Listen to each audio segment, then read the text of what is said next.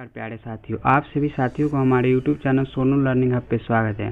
तो प्यारे साथियों, आज के इस सेशन में पिछले कई वर्ष में पूछे गए सामाजिक विज्ञान के बहुत ही महत्वपूर्ण प्रश्न और उत्तर करेंगे, जो कि 2026 बिहार बोर्ड क्लास 10th के एग्जाम के लिए बहुत ही महत्वपूर्ण होने वाली है। तो प्यारे साथियों, वीडियो को शुरू से अंत तक देखिएगा। तो चलिए साथियों, वीडियो शुरू करते हैं।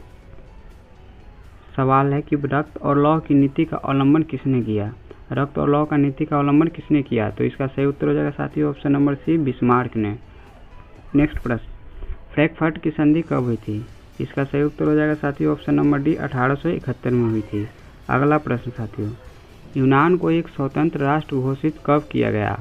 इसका सही उत्तर हो जाएगा प्यारे साथियों ऑप्शन नंबर बी, 1832 में किया गया। अगला प्रश्न की ओर चलते हैं साथियों, सन 1870 में फ्रांस और प्रसा के बीच युद्ध कहाँ हुआ था? इसका सही उत्तर हो जाएगा साथियों ऑप्शन नंबर ए, सेडोन में हुआ था। अगला प्रश्न, किस युद्ध के बाद जर्मनी का एकीकरण पूरा हुआ? इसका सही उत्तर हो जाएगा साथियों ऑप्शन नंबर डी, सेडोन का युद्ध जो था, इसके बाद जर्मनी का एकीकरण पूरा हुआ था। अगला प्रश्न साथियों, यंग यूरोप का संस्थापक कौन था? इसका सही उत्तर हो जाएगा साथियों ऑप्शन नंबर ए, मेजनी जो थे यंग यूरोप का स्थापना किए थे। अगला प्रश्न साथियों, यूरोप का मरीज किसे कहा जाता है? यूरोप का मरीज साथियों तुर्की का कहा जाता है। Option A is right answer. अगला प्रश्न को चलते हैं साथियों, विनिया कांग्रेस कब हुआ था? विनिया कांग्रेस कब हुआ था साथियों? इसका सही उत्तर हो जाएगा प्यारे साथियों ऑप्शन नंबर ए, 1815 में हुआ था। अगला प्रश्न को चलते हैं साथियों, जर्मनी के एकीकरण का प्रमुख वास्तुकार कौन था? इसका सही उत्तर हो जाएगा प्यारे साथियों ऑप्शन नंबर डी, बिस्मार्क जो थे प्रमुख वास्तुकार थे। अगला प्रश्न को चलते हैं साथियों, इटली के एकीकरण में किसका संबंध नहीं है? इटली के साथियों एकीकरण में किसका संबंध नहीं है?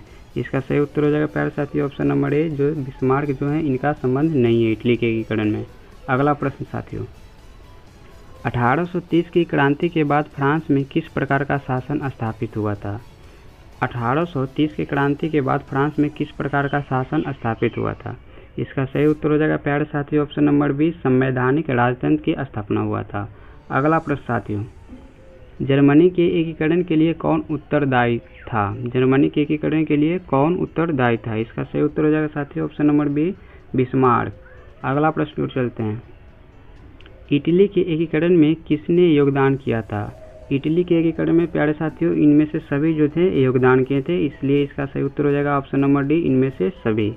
अगला प्रश्न की ओर चलते हैं साथियों, रॉबर्ट ओवन कहाँ का निवासी था? रॉबर्ट ओवन जो साथियों कहाँ के निवासी था? इसका सही उत्तर हो जाएगा साथियों ऑप्शन नंबर सी, ब्रिटेन का।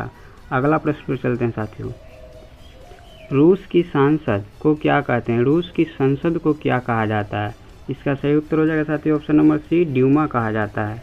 अगला प्रश्न पर चलते हैं साथियों, नई आर्थिक नीति किसने लागू किया? नई आर्थिक नीति साथियों लेनिन ने लागू किए थे। इसका सही उत्तर ए हो जाएगा। अगला प्रश्न साथियों, वार एंड पीस किसकी रचना है?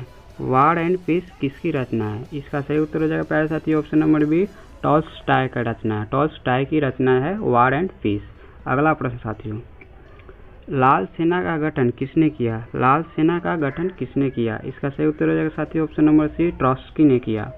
अगला प्रश्न की ओर चलते हैं साथियों, लेनिन की मृत्यु कब हुई? लेनिन की मृत्यु कब हुई? इसका सही उत्तर हो जाएगा प्यारे साथियों ऑप्शन नंबर डी, 1924 को हुई थी। अगला प्रश्न की ओर चलते हैं साथियों, नई आर्थिक नीति कब लागू हुई? नई आर्थिक नीति साथियों ऑप्शन नंबर ए, 1921 में लागू हुई थी। तो साथियों इसी प्रश्न के साथ वीडियो को समाप्त करते हैं। वीडियो कैसा लगा, प्रश्न कैसा लगा कमेंट कीजिएगा, और चैनल पे पहली बार होंगे तो चैनल को सब्सक्राइब कर दीजिएगा और सेशन को लाइक एंड शेयर कर दीजिएगा। जय हिंद साथियों।